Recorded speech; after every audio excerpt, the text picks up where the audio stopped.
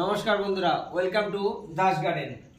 এই যে দেখুন, আপনাদেরকে আগে আমি বস্তা থেকে অনেক রকমভাবে দেখিয়েছি যে বস্তা থেকেও আমরা কিন্তু গার্ডেনিংয়ে বিভিন্ন রকমের টব বানিয়ে মানে ইউজ অ্যান্ড থ্রো আমরা অনেক টব বানাতে পারি। আজকে আপনাদেরকে এই জিনিসটাই দেখাতে এসেছি যে দেখুন, এই যে দেখতে পাচ্ছেন আমার এত বস্তা দেখতে পাচ্ছেন, এই যে যত এই বস্তাগুলো একটু দেখো, এই যে দেখতে পাচ্ছেন যত বস্তা, আমি যদি আমার কিন্তু এরকম বস্তা একটাও ফেলি না।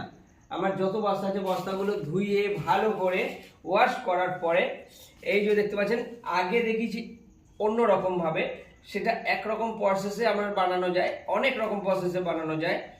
এটা হচ্ছে আর একটা প্রসেস আপনাদেরকে দেখাচ্ছি, যেটার এই যে দেখতে পাচ্ছেন সুই নিয়েছি, এর সুতো নিয়েছি, এই যে মুখটা দেখুন, এই যে দেখুন, এই যে মুখটাকে ভালো করে মুখটাকে সেলাই করে দিলাম। মুখটাকে সেলাই করার পরে আমার এই যে মিডিলের এই যে পার্টটা দেখুন, এই পার্টটা আপনারা কেটে দেবেন। এই পার্টটা স্কোয়ারভাবে কেটে দেবেন। আরও অনেকভাবে করা যায়। এই পার্টটা কেটে দিয়ে তাহলে আপনার এতে যখন মাটি ভরে দেবেন, আপনার ইউজ অ্যান্ড থ্রো টব হয়ে যাবে। এটা মোটামুটি আপনার 2 বছর 3 বছরে কিচ্ছু হবে না। আপনি বিভিন্ন রকমের সবজি চাষ, বিভিন্ন রকমের যেমন ধনে পাতা, বিভিন্ন রকমের ফুলের চাষ এতেও করতে পারবেন, কোনো অসুবিধা নেই। দেখুন এই যে ছুরি লাগছে, কি আমার সেলাই করার সুই লাগছে, বস্তা লাগছে। এ বস্তা বলে না, আপনার চালের বস্তা, বাড়িতে যে চালের বস্তাটা আসে সেই চালের বস্তা আপনি ফেলবেন না।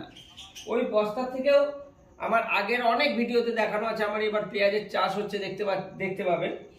ওই পেঁয়াজের চাষের জন্য আমি সব বস্তা থেকেই টব বানিয়েছি।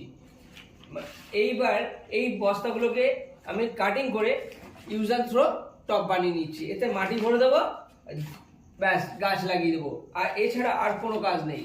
আপনারা এই ভালো করে প্রসেসটা দেখে নিন। এই যে দেখুন বস্তাটাকে কিভাবে কাটিং করেছি, কাটিং করে বস্তাটাকে পুরো মাটি ভরে দেবো। মাটি ভরে দিয়ে আপনি একে টব বানিয়ে দিন। ভিডিওটি ভালো লাগলে লাইক, শেয়ার, কমেন্টস করবেন। প্লিজ চ্যানেলটিকে সাবস্ক্রাইব করে দেবেন।